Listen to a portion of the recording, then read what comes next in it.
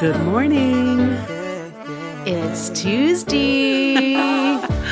Welcome to the What's the Temp podcast. We are so delighted to be with you today. My name is Betina, and I'm coming in hot. And I'm Jen, and I need to check in so I don't check out. Good morning, Jen. Okay, so today's topic is breaking barriers, and this one's interesting. I can't wait to jump right into this, but our temp check starts with a cultural temp check. And for me, I'll just kick this one off because mine is super short. For me, the Please cultural temp check is just having compassion for people in your sphere, people that you encounter.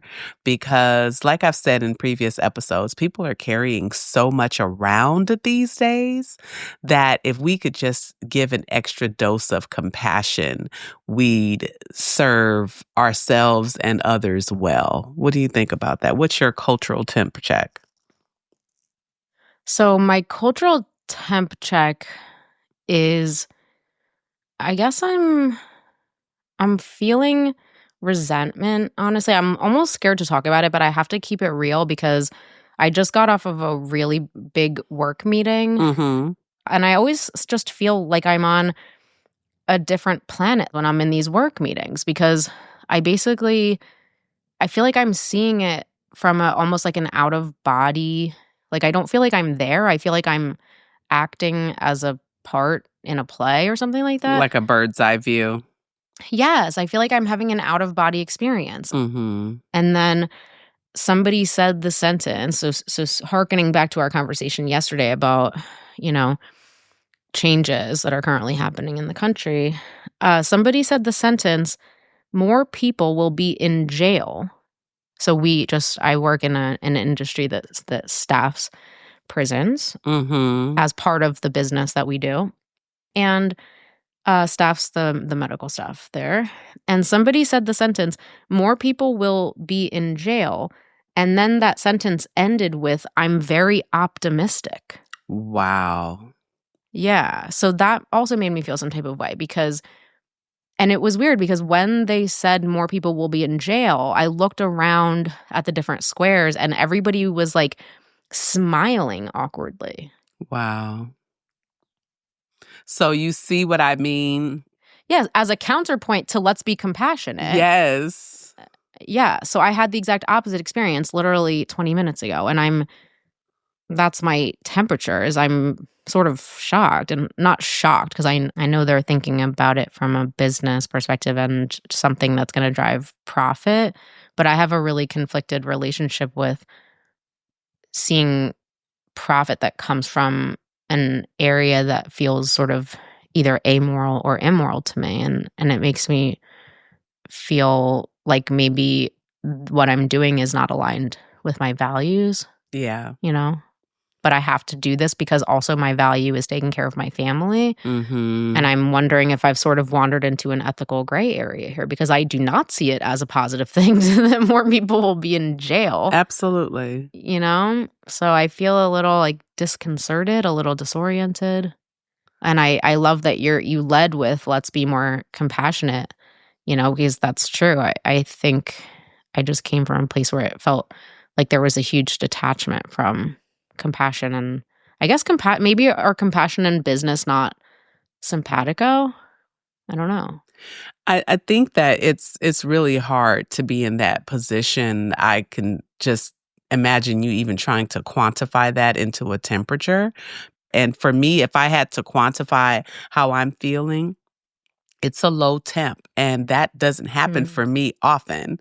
I'm still, how when you first turn the oven on and it's like 100 degrees, you know what I mean? While it's working up to my 350, I'm literally at the 100 degrees, and and it feels like a collective temperature. It doesn't feel like, because I personally don't have anything different going on in my world except that I feel like I'm feeling a collective sigh.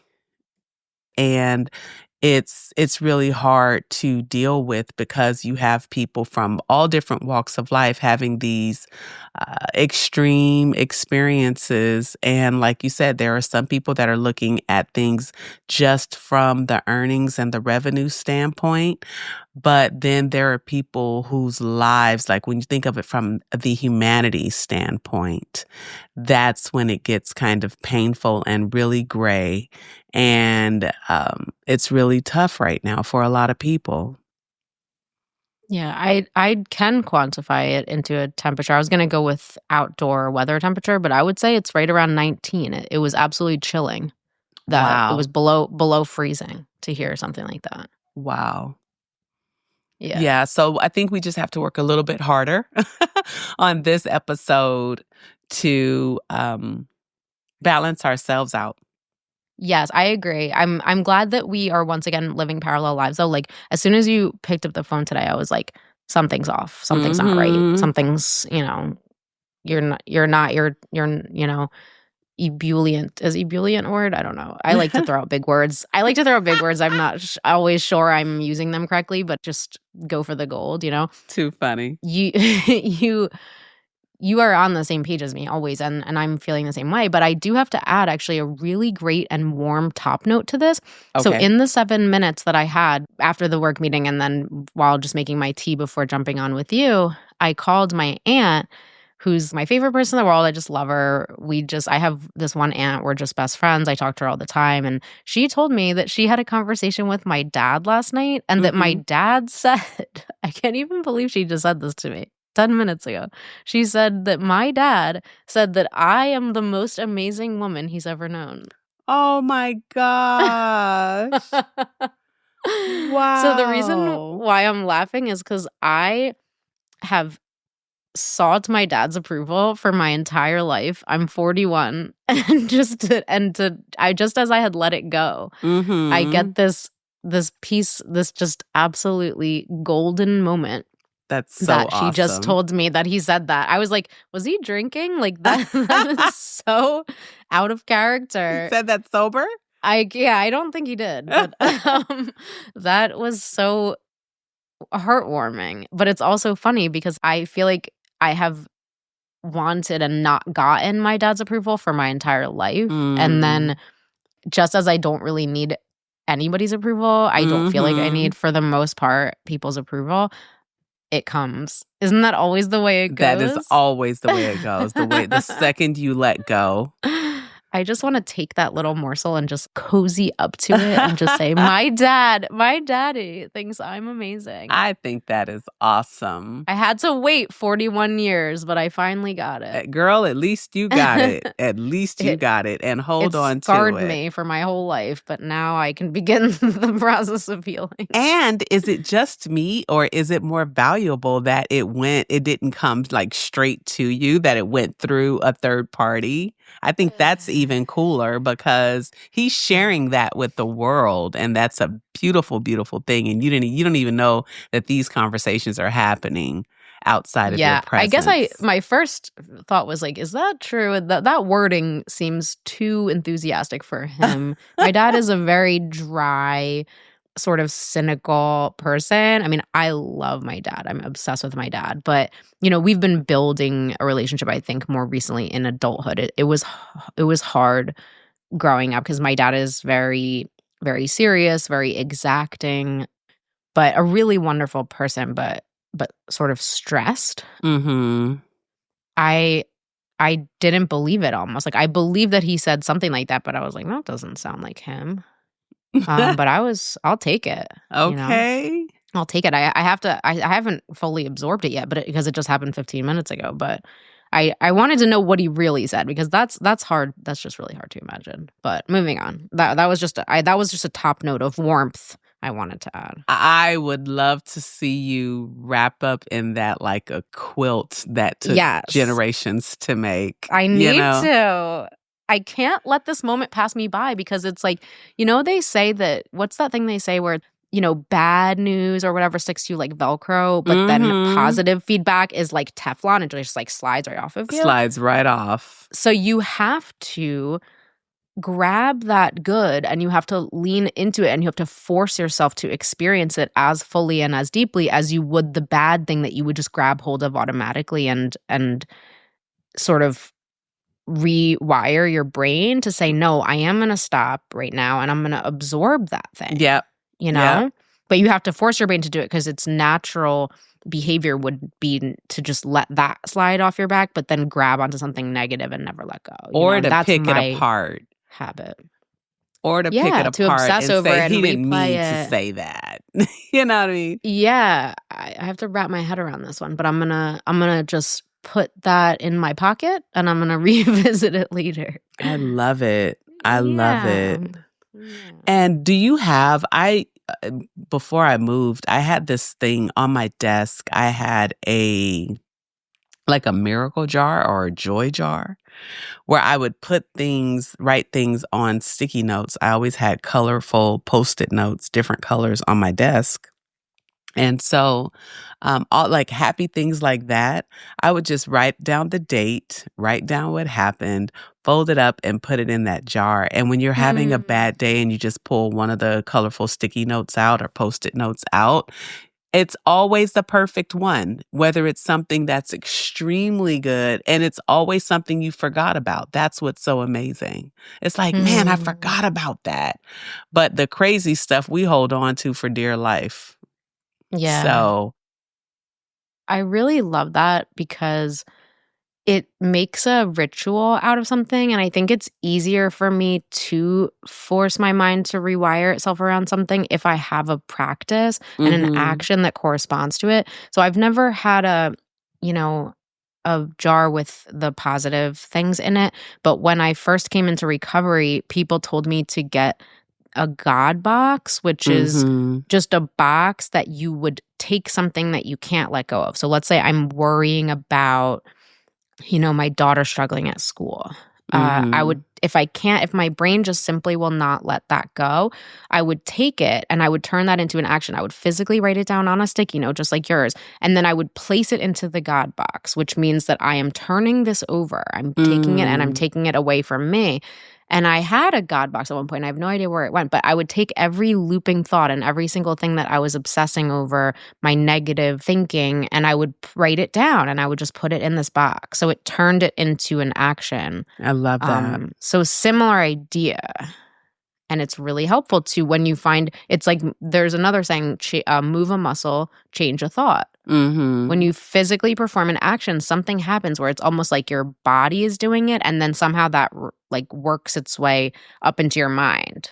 There's another saying that says you can't think your way into right action, but you can act your way into right thinking. Yes. I really identify with that because I am an overthinker by nature and I have thought and thought and thought about all the things that I want to change about myself or improve about myself.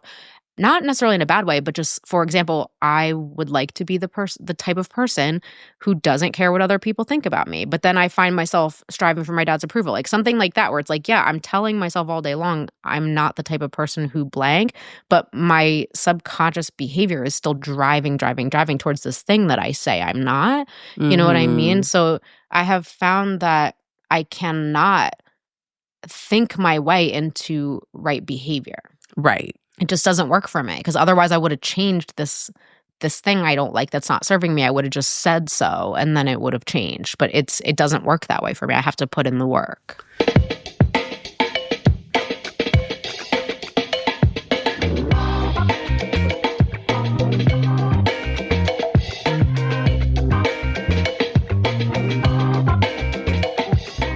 And it's true. Like with me and my work, I find it's so much easier to get out of my head by acting.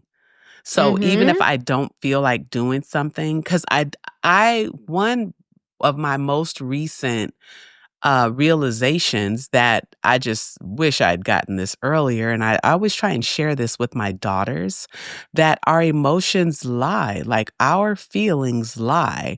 So that I don't feel like it, or I don't feel good, or I don't feel like writing today. I don't feel like reading today. And then I just start, I don't feel like doing Bible study today. And then I just start, and within seconds, I'm all in because I really did Mm. feel like it. It was just I didn't Mm. want to stop not doing anything. Yeah. Like I Yeah. didn't want to put in the effort to get the office ready, lay out the study materials. That's what I really didn't feel like doing. But the second I just did it, I'm like, okay, well, if I have a cup of tea, and this is when I start to treat myself with little things. Like I will put like a squeeze of chocolate in my coffee, or I love that. I will have like a Aw. if normally I'm drinking like a regular black tea or green tea, I will change to something that's herbal and light and beautiful, just to kind of do anything that I can to change my mood and cause me to act. And it literally takes seconds with me, but that's been my personal hack to just do it. Mm. And then if I start doing it and I don't really want to do it, I just stop because I'm an all-in Mm. person. If Yeah. I'm in it and it doesn't feel good, I'll stop and say, okay, I don't feel like doing this today. And that's when I get myself the break. Like I give myself permission to not do it, but I don't give myself permission to say I don't feel like doing it and don't try. Does that Before make you've tried sense? it. I'll try it. Yes. If I try it and I start like it's over in a few seconds and I'm like, okay, I was just in my head, whatever, let's get this done. Because it's easy. That's my personal hack. But if I do it and I'm not 100%, like if I'm doing Bible study and I'm not listening and I have to rewind a couple times because I didn't really get what he said, okay, I'm not into this. Let me just It's stop. not the day for it. And it's okay. And then I don't give Yeah. it any thought. It's like maybe today I just need to rest, or maybe today Yeah. I need to read or take my mind off of heavy things. It's so much happening. So, and I find that's happening lately a lot. I don't want to do heavy weighted stuff. And it's because I'm so empathic. Like I feel so much, right? And I don't feel like it's just my feelings that I'm feeling. I feel like I feel collectively sometimes. So, Mm. my daughter is a federal employee, and so she's getting these harassing messages and emails. And the first thing she does is call mom. What? And it's almost as if they're trying to make them so uncomfortable that they quit. And so I said, the enemy can't take anything from you that's yours, but he can make you destroy what you have. So Mm. if it's your life and he can only make it so uncomfortable for you that you decide to, I'm not going to take this opportunity. And I feel like that's kind of what's happening. He's trying to make it so uncomfortable for people that they're just like, and people are homeowners, they have children, they've been using these jobs to pay their mortgages for decades, right? And so now it's like they're worried about things that they've never had to worry about as long as they did their part of the deal, which was show up for work, and do their jobs. And so now the things that used to garner their check it's feeling every single day. And so like it's in danger or it's going to be Mm. disrupted and their lifestyle and their children's schooling and all these things. Like they feel like they don't have job security They don't because of the have it. They changes. don't. And so and a lot of people they know have already lost jobs. And Mm. so So there's there's that. a climate of fear. There's a climate of fear. And so then what happens is I'm getting these calls and I'm trying to talk my daughter into her faith walk. Like, okay, what can you do? Okay, what have you done to make yourself more valuable to the marketplace in the last couple of years? She's been on her job like 8 years. So what have you done to make yourself more valuable? Okay, what can you do that's not a heavy lift? Kind of like how we get into our things. Like where you have a full-time job, I have, things that a million and one things that I'm working on. So it's like I was applying last night to facilitate a leadership workshop close to me. That was the last thing I completed last night. And as I was writing out, like, what are the learning objectives? What are going to be the key takeaways from the people that attend this workshop? I was thinking like this stuff is fresh and it's different from what's on my website and what's on speaker reels and things like that, right? And so I'm kind of having my daughter walk through those same scenarios. Like, we know that you can do your job, otherwise you wouldn't have been there. But what have you done to make yourself more valuable? And how can you pivot that into something more stable now? And what opportunities can you start taking advantage of, you know? And so that's where my compassion piece was coming from. I don't think I have to think about being compassionate. I feel like I feel it collectively in such a strange way, because I'm slightly empathic, you know? Mm-hmm. And so that's what I have going on. For me, what I'm hearing is, wow, look at that relationship you have with your daughter. Like, that is something that's just jumping out to me, which is that it is the idea of, and of course I'm thinking of me as a daughter and then also how I would want to be as a mom. I never had that with my mom. And I imagine when you're saying that, I'm putting myself in the place of your daughter, and I'm thinking what it must feel like to be able to call your mom, and then for your mom to give you this life wisdom, and for your mom to guide you through a tough situation, and for your mom to be able to bring you back to a place of faith, but also give you real life practical actions you can take that might actually help you keep your job security in spite of what's going on. And that is such a beautiful thing. You know? That is such a beautiful thing. It's like me, it's like filling my heart, because that's a relationship that I look out at in the world, and I think I want that, you know? And to be vulnerable, my mom has Alzheimer's. So my mom is with us, but she's not with us. And it was a huge source of regret for me that I never was able to have a closer relationship with her, because I had kids and I thought, well, maybe, I guess I recognized that when I had kids might have been the time that we might have gotten close, because even moms and daughters who weren't close, because I was never close with her, even moms and daughters who aren't close can find this commonality in a baby, because everybody loves babies and they're so sweet, and then there's a support relationship that develops as well. But my mom was diagnosed with Alzheimer's in 2020, and I had Maya in 2022. So I never had that relationship. And because you were a young mom, you're so much closer in age to your daughter. But whenever, and it's not just my mom or just you, it's just whenever I look out at mother-daughter relationships that are so close, I think that is so incredibly beautiful. Yeah, but it's also one of those things, like I said, the enemy wanted us never, we went through so much in her teenage years because of all the negativity that was poured into her when that time that I was away, that your mom's nothing, she's never going to be anything, and because of that, you're never going to be anything, all of that.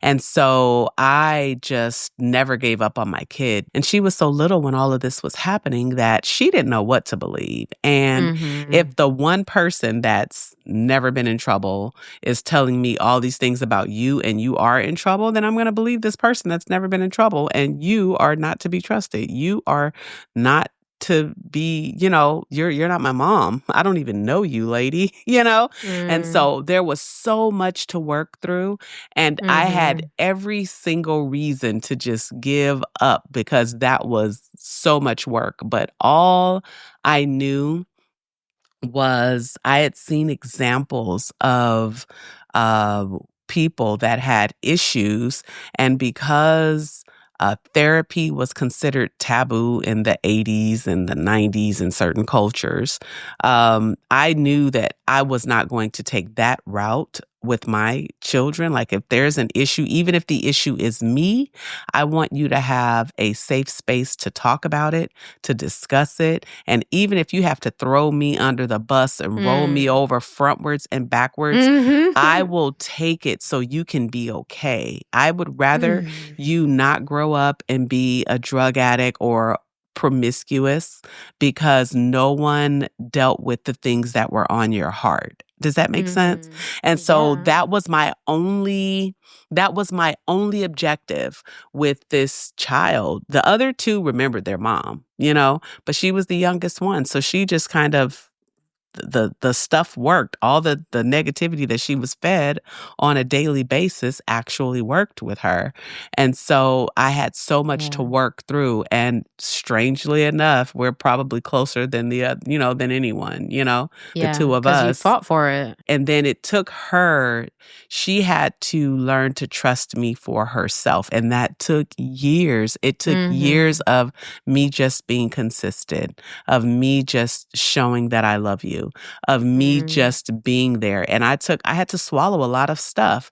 But and I didn't know that I would get this in the end. What I didn't want was for my child to suffer in ways that I've seen other people suffer because their parents or guardians didn't have the wisdom to make sure that there was a safe outlet to get all those things out of you so that stuff is not festering inside of you and poisoning you and keeping you from becoming who you were called to be or what you were born to be. And that was all I knew. That was all I knew. And what comes out is this, she's amazingly compassionate. She loves people. She's a total mini me, which is insane to me.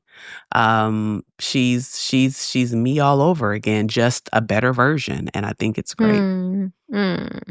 What's jumping out to me about what you're saying is I like how you're saying you wanted her to have a safe space to get all that out, even if it meant throwing you under the bus. And that's really cool because I'm just filing that away in my little parent file. So my daughter's only 2 years old and I know that this pushback is coming. I don't think I'm going to get around having a relationship with conflict with my daughter because I don't think mothers and daughters do for the most part. Some do. I hope we're those ones, But it's helping me to internalize that I don't, because of course I want to be the safe haven. I want her to run into my arms when she's upset, and that's the dream. But if she just needs the help, I want to prioritize her getting the help over more so than my own ego about me having to be the one to provide the help. Right. And your comfort. That's my takeaway. And my comfort. Yeah, it's going to be really hard if she needs to rail against me. That's also going to hurt my ego. So I better start working on my ego now so that it doesn't get in the way when it comes to what's best for my child. Because it's easy to say, I've done this for you, I've done that for you, because kids will never know the sacrifices we make for them. They will never understand until they become parents themselves. So and even then, their circumstances may be a whole lot easier still because of the sacrifices you've made, right?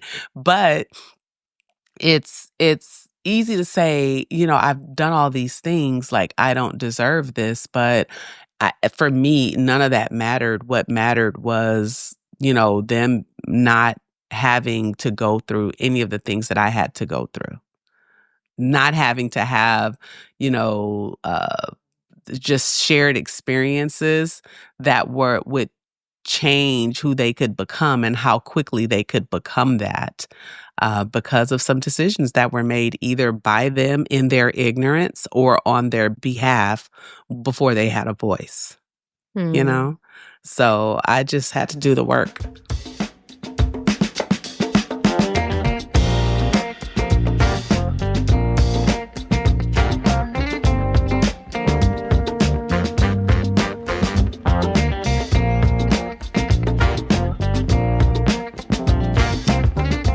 What's so crazy though?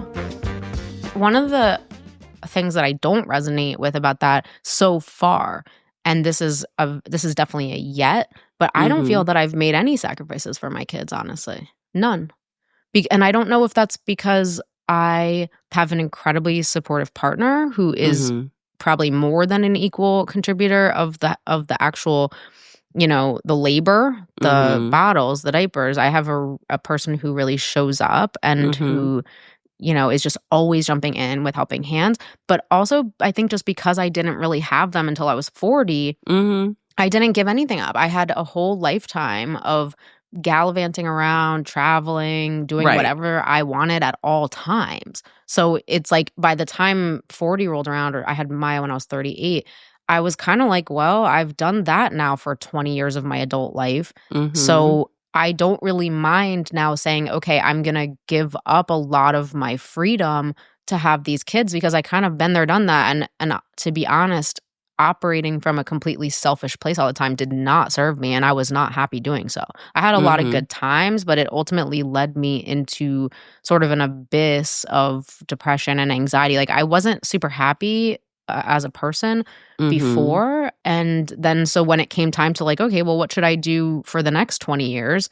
This I was not originally thinking of having kids, but when I did sort of tip over into like, okay, that I'll give that a shot. It ended up that I don't mind at all committing to doing this for the next 20 years just because it's like, well, let's see what this is all about. Because I've kind of done Mhm. the other thing and now let's try this. So whenever people, and I think people say all the time about sacrifice, and I'm sure there will be many sacrifices down the road, but as of now, it's like I just love my life with these little kids. Like, it's Yeah, really you're fun still in the cooking honeymoon dinner. phase, baby. Yeah, that's what it is. I was like, is motherhood easy? You Like, are still in the honeymoon phase. You are okay, like it's okay to put me in my place. you get to love It's on okay. them and all the things, but baby, when that independence comes into play and no mama. Okay, so motherhood's And not easy. I thought it might just be easy. I think I swear I tell people all the time how I've never seen anyone go through pregnancy as easy as you have. I've Yeah, never being seen pregnant is one. amazing. It was just, I'm like, she is the coolest first time pregnancy person ever. Like, I didn't Yeah. hear one complaint. We were I at was like, Madison Square Garden. I was like 9 months pregnant. We're at I'm Madison Square Garden. The saying, next one, like, that was yep, fun. Yeah, that was yep. fun. And I'm like, she is like, I mean, we're walking in crowded spaces and all these things, honey. I was so sensitive to everything around me. And I Mhm. think that's one of the things that we're going to go right into our backstory, which is learning from our differences. Um, I think that's one of the things, like, there is just an openness and a limitlessness that I always talk about you having that I feel like I've been trying to cultivate. So there's someone that listens to our podcast very close to me said recently that she thought it was extraordinary that you could pick up on the thread of, when you were my software trainer, how we met, and that you could pick up on the thread and have the boldness to say, you know what, I want to have another conversation with this person, you know? And she said, I probably would have had that exact same experience and go, oh, she was cool and never speak to you again. You know what I mean? Wait, you got to back it up because we've never told the story of how we met. No? You want to tell it? No. Okay, so at the time, in 2015, 16 ish, I had a dental lab. I was coming out of 20 years in the dental field, and I had 2 car accidents, 14 and 15, so I wanna say it was 15 when we met, Mm. and it took me off work, and during that time that I was off work, I was getting calls from, dentists all around the country saying, "What you delivered for my office, they can't do, like, it can't be duplicated. I need you back at work." And then the calls after I was off for, like, several months, the calls were like, "If you started your own lab, I'll send you 100% of my business," and all this and that because no one can do what you do. And so I had never thought about entrepreneurship, never thought about anything like that. I was just a worker bee trying to send my kids to school. That was it, right? And so, but it just landed that I wasn't going back to work anytime soon. And this was an opportunity to just try my hand at entrepreneurship. And I knew nothing. I knew nothing. So long story short, I started the lab. I bought into this software that was very different from anything I had used elsewhere, but it was what I felt I needed as a solopreneur. And that was the company that you worked for. I don't even remember the name, but that was the company that you worked for. And you were supposed to be my software trainer because it had a a pretty hefty learning curve. And so you were supposed to train me. I believe it was like 8 hours, right? You get 8 free hours of training with yours truly. Jen, how much training did I actually get? You got 8 hours of phone conversations. We just never opened the software. We never trained on the software, but I got you. You know what we did do? I taught you to log in. That's what we did. Because let me give you the backstory of where I was coming from. So I was living in Los Angeles. Mm-hmm. I was working as a product manager at a software company.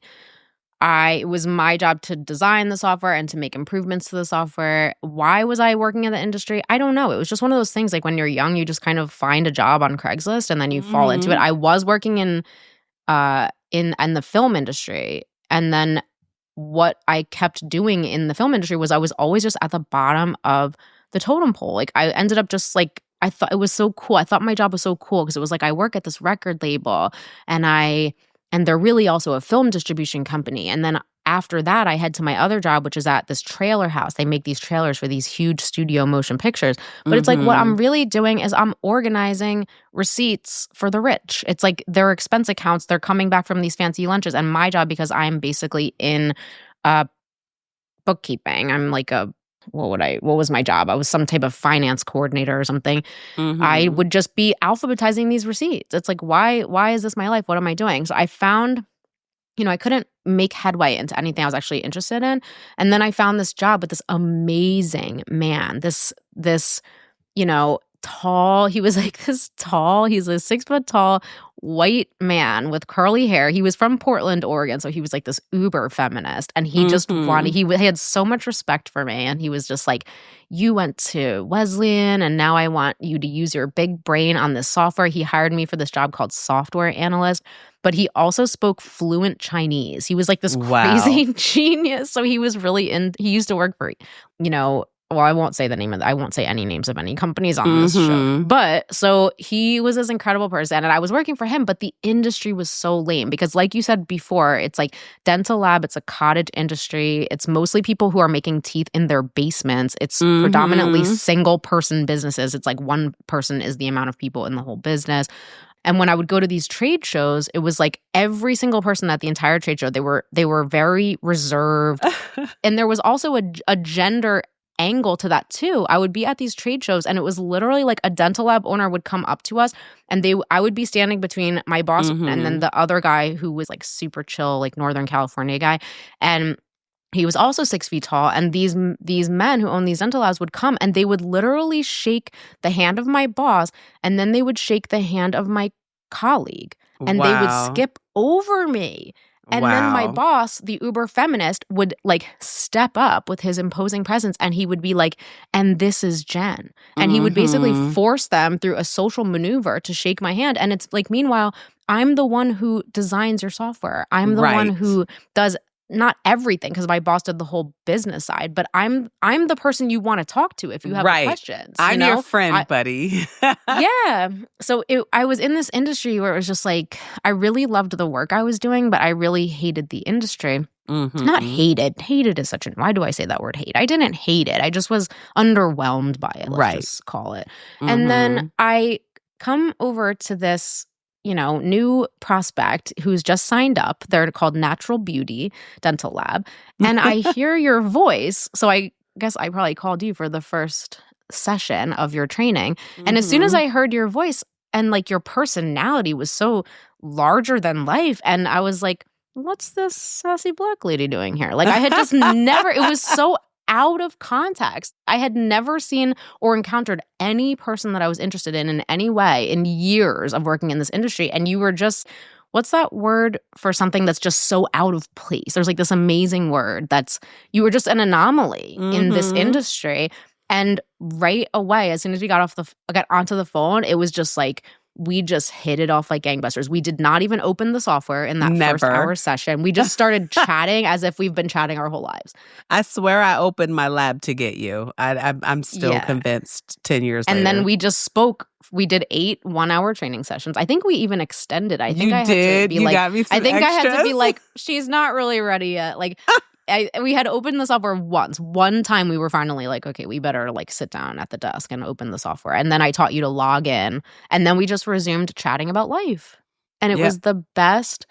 And then why did we start telling this story again about we started how we telling met? that story about learning from our differences, but I forgot.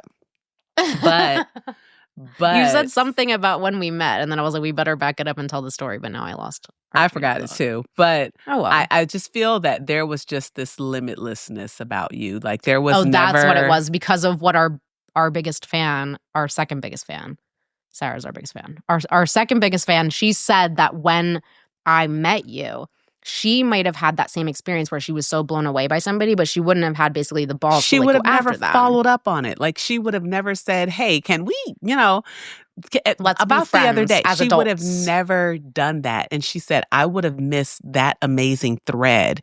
And she said, there's a limitlessness to Jen that I see that. And she said, and then you for answering the call, like you could have been that person like, girl, bye.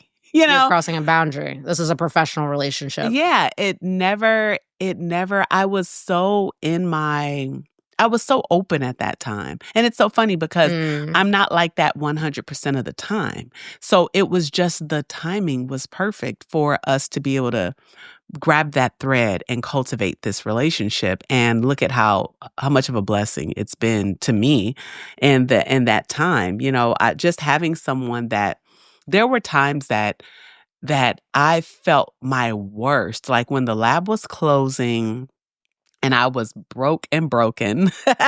I was having to move out of my house. There was so many changes that were happening. And I would get this call or this note or this message from you that always reminded me of how amazing I was and how much I positively impacted your life. And the timing would be so perfect because it would be just what I need to keep going for this day or this week or this month, right? And I didn't know that I was going to need you for that. And I promise that's been an ongoing theme because as you know, I've had to reinvent myself multiple times as I, tried this entrepreneurship thing, right? But you were always reminding me because like we were talking about earlier, it's so easy to hold on to the failures. It's so easy to hold on to the things that didn't go perfectly. When I opened the dental lab, I knew how to make great products, but I didn't know anything about the business side of business. All these things that I know now about how to take a big goal and break it down into digestible chunks and then reverse engineer it, put it into the project management software and just chop away at it. I didn't know how to do that for myself, much less for a team back then. If I had known any of these things that I know now, that dental lab would be uber successful, But I didn't know about the business side of business. I just knew how to have great conversations and how to deliver a great product to the doctor. But there was so much that needed to happen on the back end before you got to that I was completely blind to.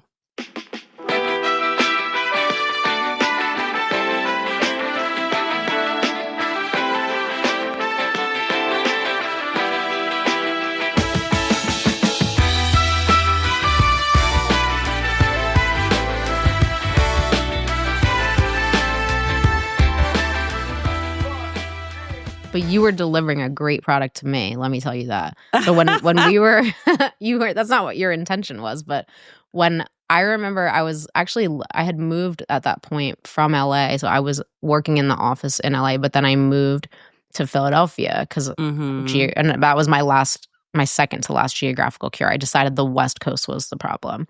And so I moved back to the East Coast. And I remember that I would just be talking to you on my headset and pacing around my weird little apartment in South Philly. And then you would say something and I would run over to my notebook to write it down. And it's just it's so rare that I feel a compulsion to write things down while talking to people. So you were like delivering to me everything that all the life wisdom I needed, so much so that I had to write it down. It was just impacting me that deeply. And so I think, of course, it was then natural for me to call you and be like, this is how amazing you are, because you were just having this effect on me.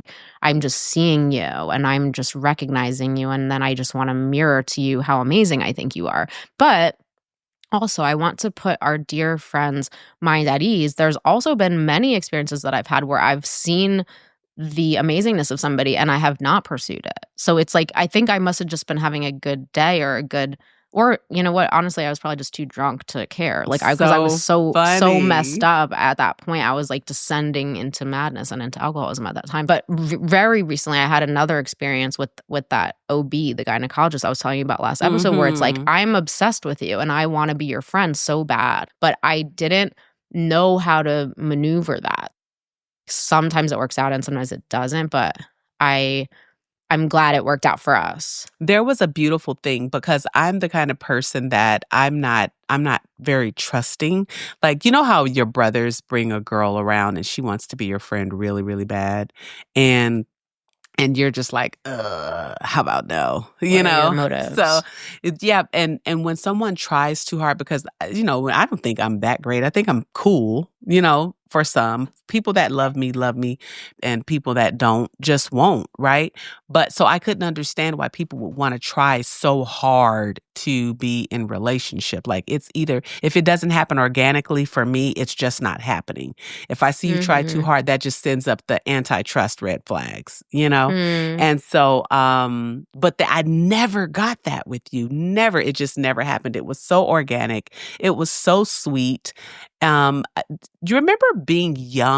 I don't know if you'll remember this because I am 10 years older than you, but being young, like people would dial your house phone and it could be a wrong number and you could have an amazing conversation with someone and it's like, oh no, you have the wrong number. And they're like, oh, well, you sound nice. And have like maybe a 5-minute conversation with a complete stranger. There's no weirdness. You're not giving your address. They're not coming to your home. And it was just like, oh, that was cool. And you hang up the phone. And it was like, that was just an experience. It was kind of like that, but multiplied, you know, because I knew that we had an objective, which was for me to learn the software.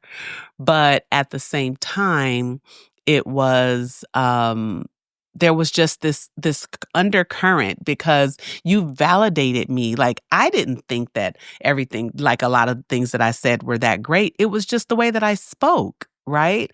And then, but you were like, oh, let me write that down. And half the time I was like, oh, she's joking. You know? No, well, it was how it resonated with me. You know, it was like, it was striking a chord inside me. There's a freedom and a lightness that I absolutely love about you. Just not seeing things from, oh, that's going to be really hard. It's like I choose the hard road intentionally because I just expect things to be hard. But I'm used to hard. I wish I could adapt and be comfortable with an easier road, but I don't think because things have, you know, I don't think things have ever been just easy for me. That's your conditioning. Yeah, that's my personal conditioning. So I think there's something that I'm learning from you slowly but surely is that it doesn't have to always be this way, like how we were talking about motherhood and how you get to be in that honeymoon phase. And here's the thing, it really never has to end. If you're just loving, I mean, yes, your kids are going to have their own personalities. There might, one or both of them might say, Mom, you're my everything. And you know what I mean? Or it could be hard. Either way, you're going to be okay. The kid's going to be okay. You know what I mean? It's going to come back. And I feel like having these conversations where you're just like, you know what? I see that thread. Like as hard as it was between my youngest daughter and I, but for us to come back to this place where she tells me every day, Mom, you know you're my best friend. That's why I call you 89 times a day. And I'm like, yeah, but I wish. That's my dream. That's my dream. Maya, if you're listening as an adult. But I'm saying I wish you had real friends. Shut up. That's not nice. I wish you had real friends so you can call them 89 times a day. Oh my God. So yeah. Yes. And to turn it back around on you, so I think all the best friendships, you have some type of quality about the other person that you're sort of wanting to emulate. And the quality that that has been just the thread in my life recently is I love your fearlessness about reinventing yourself. Mm-hmm. I tend to go the safe route when it comes to career. I have a job that I'm not especially thrilled about right now. I sort of find things where I can kind of, I do accounting work. I'm not an accountant, but I do that type of work and it's high focus and I'm sort of hiding in my little corner and I don't really want to be on meetings and I'm kind of like, nobody talk to me. But I find that job, that's the 9 to 5 job. And I sort of just think like, this is all I can get. Like I have this scarcity mindset where it's like, I'm I'm in fear to make a change, And I was just talking to my friend this morning because it's so funny when you have kids because you wake up so early now. So I've been up since like 4, but kind of trying to go back to sleep. And my friend who's a nurse texted me, I'm driving to work if you're available. It's 6 in the morning. And I'm like, oh, I'm available. I'm just literally just sitting here overthinking my job situation because it's just been so stressful. And I spoke with her and she was just saying, you should love what you do. And I'm thinking like that concept is just so foreign to me. Like she loves being a nurse. So even though it's hard work, she loves going in and she loves seeing the doctors and she loves her coworkers. And she was saying to me, work is such a huge part of your life. You cannot afford to not get some type of fulfillment from what you do. And just, I think fulfillment can also come, like, I'm not particularly interested in what I do, but I do take a pride in a job well done. So it's one of those things where it does give me purpose. But since the tide has changed and now there's this top-down pressure because of a change in the makeup of the company, it's basically making my life a living hell. I worked until 9:30 at night on Friday. Why? I wanted to have dinner with my family. I had everything ready to go for my dinner with my family. I had the crusty bread. I had the pasta ready. I had the tomato. Like I had everything ready to go. I had the salad pre-chopped. And instead, at 5:15, I had to tell my partner and my kids, I'm sorry, you need to go up there and eat food that's already in the fridge because I can't spend this family dinner time with you. Wow. That's not my life. And so what I love about you is that you are such a dreamer. Between the messaging I'm getting from my friend at 6 in the morning where she said, if something stopped bringing me joy, I would change jobs. And my other friend said that too. She just has this faith. You are people of faith. So that's another way I'm aspiring to be more like that. People of faith believe that they will land on their feet. I am just in fear, like this is the best it's ever going to get. And if I left, then I would be destitute and I wouldn't be able to support my family anymore. So that's something that I think I need people like you in my life, because when I look forward to think about what will I be like in 10 years, I definitely want to be someone who is perpetually reinventing myself. I want to be someone who sees just endless possibilities. So if you want to talk about limitlessness, I want to be someone who sees endless possibility in, different paths I might be able to take no matter what path I'm on, and that's the way that I'm trying to orient myself. And so for me, it helps because I'm such a control freak by nature. And so it's so important for me. And I'm being so intentional right now with choosing people that are giving me that quality, because I'm sort of trying to absorb it, I think, by osmosis. I think that it's if we do a little bit of each, though, you know how all things in moderation, right? So I feel that even though I have this fearlessness and this willingness to reinvent and to pivot, and because I just refuse to live life on terms that are not my own, I feel like there is some things that I can learn from you. And this goes right into our life focus question, which is building bridges across divides.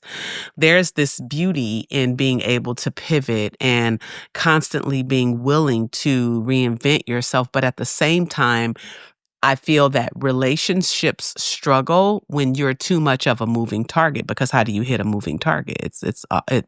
It becomes infinitely harder than it is to connect with someone that's a little bit more stable. So look at your relationship and look at mine. Like, I'm coming out of a marriage because I don't know, maybe me always striving and reaching and pushing and learning and growing, and you know what I mean? Yeah, Remember like I you talked were about moving on to a different level, always. So always, yeah. how You're always does my changing. person connect with me? How does my person, stay connected with me? Even if you connect with me for a short time and then I'm like, "Oh my gosh, there's this new Now I'm this. Yeah. now." Now So I'm this then other person. I feel that I could learn some of the stability things from you, like where I want to be. So at 52, what I would love to see in my life is basically serving people who want to receive from my cup, and that people want what I have and that they could use that to shortcut their journeys. So I would love to, in this season, become, and I feel like I'm closer to it than ever. And I feel like it's getting out of the West Coast too, honestly. Yeah, it sounds like that's really agreeing with you. Show ya. Show me the car where you turning me on. The way you telling me you wanted me down. Done it. I done this before you fall. I won't catch you, don't know I'm stalling. Cause you love to have them all crying. I really appreciate that there's this common thread of giving back that you keep mentioning, with the compassion and with the ability to give. And what I'm thinking about, because the topic is cultural temperature, I feel like in this place in my life, because I actually am more stable than I've ever been in the past, I actually have so many relationships with people who are different than me. And that I think you're right, that having your feet on stable ground really and sort of trying to, for me, move away from ego identification. And I'm not saying that my ego is not a huge problem, because whenever I do go into ego, it's like, have you ever heard ego, EGO, is easing God out? Have you ever heard that? No. But yes. Yeah. So it's whenever I go into that mode, it's like I'm just up in arms. And I feel like that's kind of how I started this day, is like I'm up in arms. I'm so, sick of being in the same position and blah, blah, blah, blah. But then at the same time, I just want to add that in this, we were talking about my best male friend a couple episodes ago, and we grew up together, like knew each other our whole lives, but he is completely diametrically opposed to me politically, and we're in most likely the most polarized time that the country has ever experienced, and probably the world, maybe, I don't know. And him and I are I wouldn't say diametrically opposed, actually, but we have very different thoughts on things. And because I'm not up in my ego as much, and I'm not as identified with, I guess, just my identity in general, whether it's political identity or whatever else, we have some really, really productive conversations. And I think having my feet on solid ground allows me to be a listener. So instead of just inserting myself into situations and saying and relying on self-righteousness and sort of pseudo-intellectualism, which has been a real bad habit of mine, I just listen and I ask questions, and I can really genuinely say in many moments, like, I see your point there, and that's been such a joy, because at this time in my life, I have so many different types of friends, and the people that are in our life and are in our children's life are run the gamut. Let me tell you, I never thought I would, that thing I said about people who would normally not mix. The makeup of I am in no bubble. I am in a place where diversity abounds. And I was thinking about how I was also reflecting on growth markers. So I was engaging in some Facebook warfare in circa 2016. I was going on and I was voicing opinions, and I was going down like research rabbit holes, and I was super activated by that whole situation, because that was when it all started. And it was so funny, because and I was also not sober in 2016. I got sober in 2017. This is what it looked like. Me drinking and like researching this and that and the other thing, and then going on Facebook and then posting my just ever so perfectly worded post at so-and-so. In this case, it was my aunt, who we have we have a sort of complicated, or maybe not complicated doesn't even do it justice because it's more like a non-relationship. But she and I were locking horns a little bit, and I went to a meeting. I remember it was summertime, so it must have been like sort of late summer 2016, and I was at a meeting and I was just complaining and moaning about this person who is ganging up on me with her goon friends on Facebook and this and that and the other thing. And this old timer, after I'm standing outside the meeting like angrily smoking a cigarette afterwards, right? And this old timer comes up to me and he goes, "The answer is on your shirt." That's what he said to me, just that one sentence. And I looked down at my shirt and guess what it said? What? It said, "Empowered women empower women." What a hypocrite. What a hypocrite. I'm like lambasting this person because she has different views than me. And meanwhile, I'm wearing a shirt that's like broadcasting my tolerance and empowerment. Wow. And lifting other people up. So it's like, but then again, like, I just want to sort of meet myself where I was at, which is that in that moment, I was in a habit of drunkenly posting things on Facebook, and then someone would respond to me, and then I would just dissolve into tears and go into my room and like collapse into a pile of tears and drink even more. Like, I was just a total mess, and I could not live up to what I wanted for myself. And then now, because I have done this work and because I've achieved more stability, I can sit with people, so many people I know that have differing viewpoints than me, and I can sit there and I can say, really, tell me more. And I can say, maybe so. And even when someone tells me something, we have a few conspiracy theorists in the mix, even when somebody tells me something about, my friend who I love, on the way out the door the other day, she said, she just casually threw out there, they're painting the skies now. And I was like, really? Like, why would they be doing that? Like, I don't need to insert my will onto the situation. I just am going to say, like, so when it comes to, I guess, tolerance, I think like when you it's good to be reminded, let's just all be more tolerant and let's just all be more compassionate, because the people who I was railing against on Facebook in 2016 have been some of the most important and loving figures in my children's lives, and that's matters more. Yeah. But do you see the growth though? I feel like back in the day when we were younger, it was so important needing to be right, needing to be heard, needing to, oh, you're going to feel me, Just like the other day in the last episode, you were talking about how you needed to get this setting right for a meeting, and you just let someone else take credit, because as we mature, just that doesn't matter so much anymore. It just doesn't matter so much anymore. But then you can also meet people where they are, have these great relationships, have these great encounters, and it's a decision. It's a decision. And that's what parenthood is going to be. Good parenting is going to be a decision. That's going to be prioritized over everything else.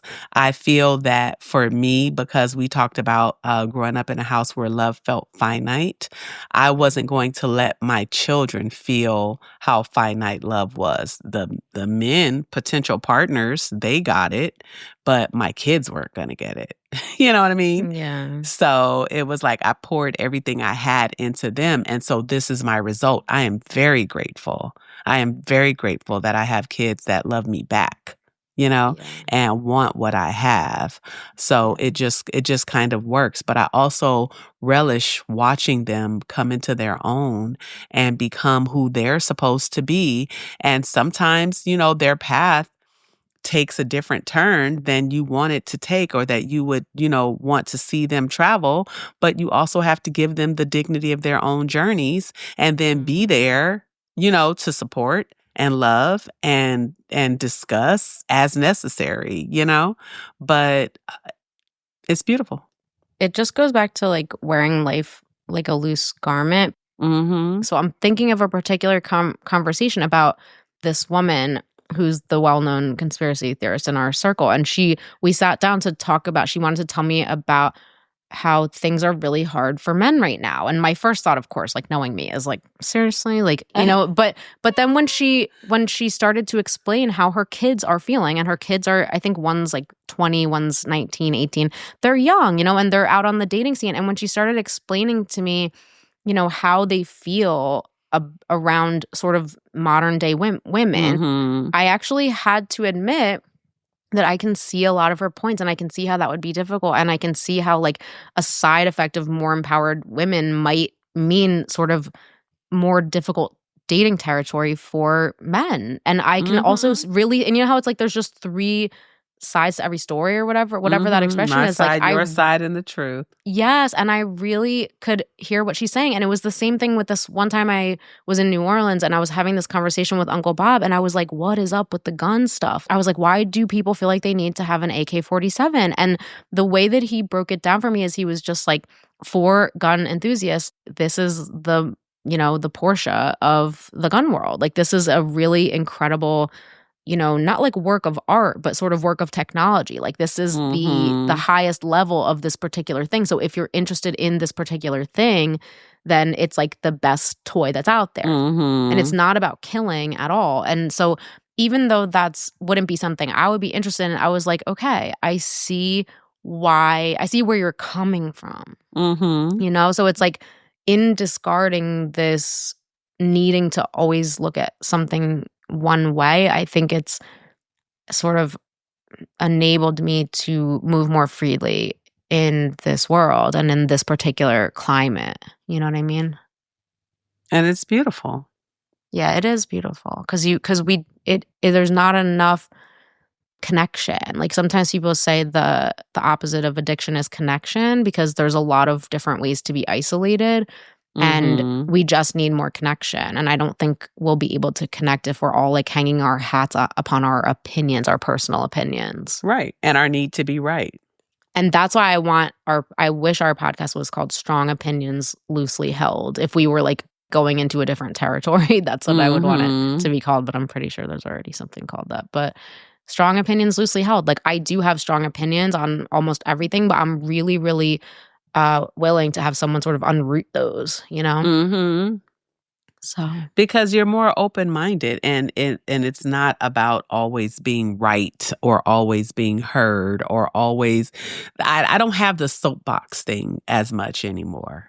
I did though when I was younger. Because when we're young, we have to defend, you know, Yes. because we're so fragile, and you know, there's this insecurity, like sort of flowing below everything. But yeah, that's my cultural temperature, to sort of just bring it back around to the original question. It is warming up.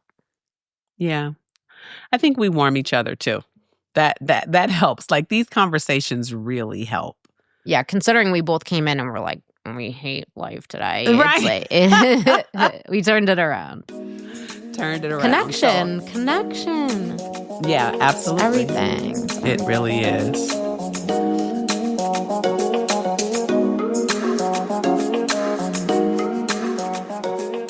So I feel like we've done the temperature check. I feel like we've done the life focus.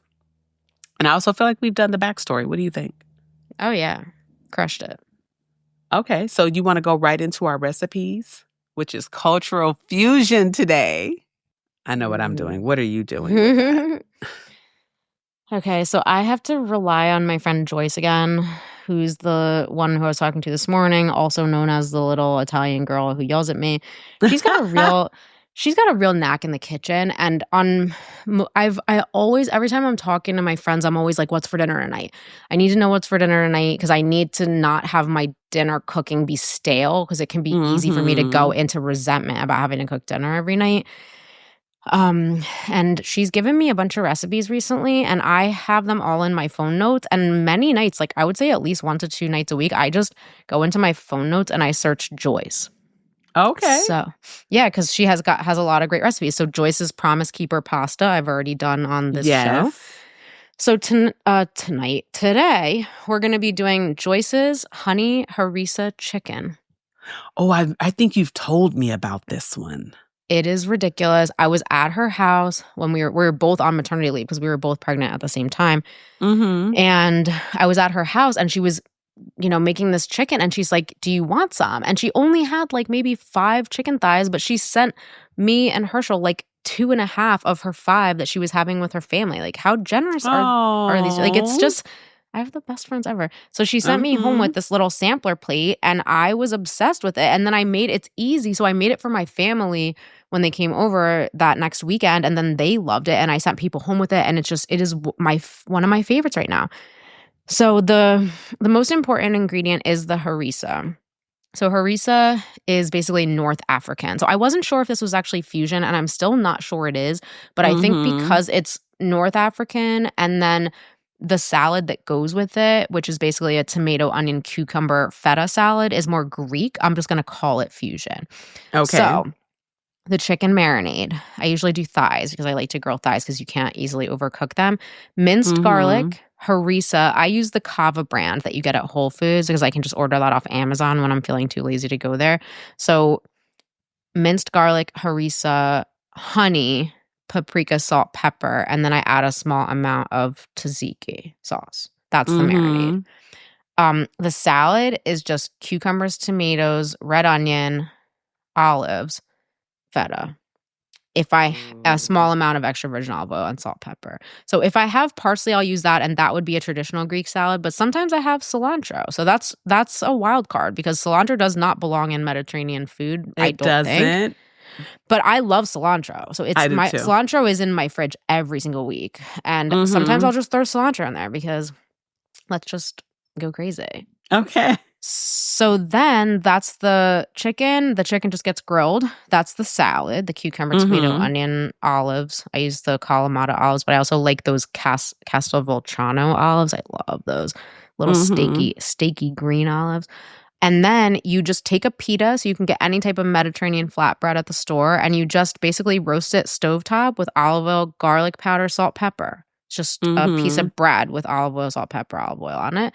And then the way I like to eat it, because I have sort of an elaborate ritual with all the things that I do, is I take the flatbread and then I just put a little piece of chicken on it and then I pile that up with the salad and I actually put the tzatziki on the bottom or the top, whatever. Sometimes just the bottom is where it stays put. And then so every Mhm. single bite has like that flatbread, the honey harissa chicken. You can brush more honey on it at the end too if you want, because why wouldn't you?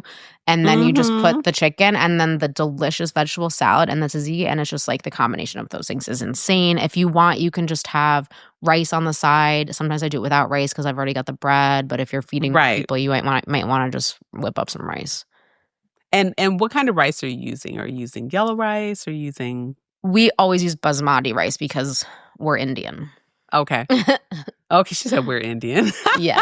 I love it. I love it.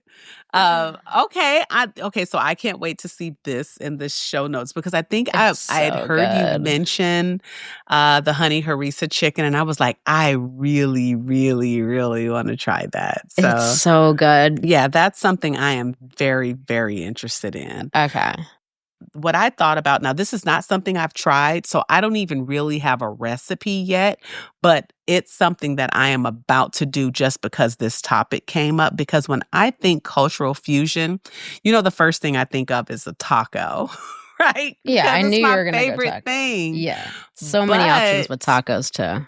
you know how much I like Caribbean food. So Ugh, when yes. one thing I miss about being in LA is the Jamaican spot, the Belizean spot, the Mars Caribbean spot. So I had all these different cultures, the African spot, there were all these different types of food that you could find in Los Angeles. And now, me, I travel to the country. So when I used to eat Belizean food a lot. And then when I went to Belize, I liked it better.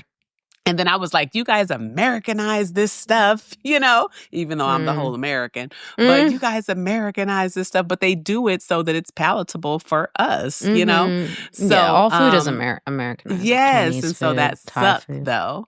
But I was thinking of doing a oxtail birria taco. What is birria? So birria is like it's like a Mexican stew, like a beef that's made like a Mexican stew.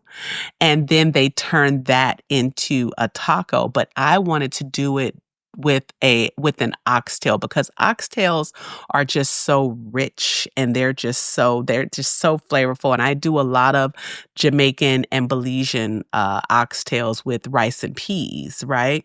You can get oxtails where you live at the supermarket? I don't know, but I'm gonna find some, even if I have to order somewhere. And then I could take that same meat and put it over, because you know I love nachos too.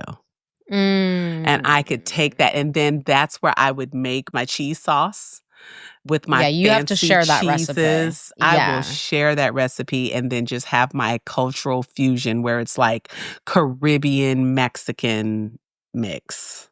So you've never made it? I've never done it, but I'm so excited. Can you hear my excitement?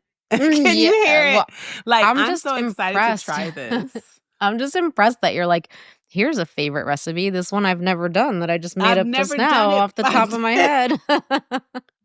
And this is what I love about you. Freewheeling Betina. Freewheeling Betina. Meanwhile, I'm like, I've made this exactly 10 times and these different variations worked and these didn't. And you're just like, here's this one I invented in my dreams. And we're going to do it and we're going to love it. But I just can imagine that meat being so, oxtails are so, like, they're so tender. Like when they're done right, they're so tender and they just fall apart and they're just delicious. And what makes a birria taco different from a regular taco, it's like you take clean taco shells when you're making regular tacos. But with the birria tacos, you actually dip the taco shell, the tortilla, into the stew. And so it's kind of reddish. And then you throw it on the grill, you lay your cheese, you lay your meat, and you're grilling it so your taco doesn't open for like lettuce and tomato and all that stuff. So then you put them in. I just imagine them being in those taco holder trays things. So you like have 3 tacos and then you're squeezing. I want to make some kind of Caribbean spicy salsa that I can kind of put in the squeeze bottle and squeeze it over the top. That's going to be so good. I'm going to have it all in the notes and we're going to experiment together. I'm thinking kind of like a take on my mango pico, but blended with more spice than normal. So normally I would use some Scotch bonnet. I would use a little bit of some serranos, of course, peppers, but it would have a little bit more of a Caribbean twist with the Scotch bonnet versus just the mango. I want the Scotch bonnet to give it a Caribbean twist. Wow. This is going to be fun. This is going to be fun. You'll have to update us how it turns out. Yes. So that is us for today. Is there anything else you wanted to add on the end of this? This has been an amazing session. No. I feel satisfied. I feel satiated. I feel that my mood has turned around. How do you feel? I feel completely turned around, and that is no surprise with you. But I love how we talked through what we were going. It wasn't like you just came in and put a Band-Aid on everything that I had going on. Like we literally talked through it and turned everything around, and it's going to be an amazing day as a result. Aw, that's good to hear. That's really good to hear. So I want to be the first to say thank you again for joining us for another episode of What's the Temp podcast. Be great on purpose. Once again, if you made it this long, we love you, and there ain't a damn thing you can do about it. Peace. Bye. Done it, I done this before you fall. I won't catch you, don't know I'm stalling. 'Cause you love to have them all crying. Calling me sweet, telling me you need me. But I'm from a city that's high school. I give them this and the more I go. 'Cause you a bad money, she don't love money. She break across real fast like Conman. Wanna swim down to the deep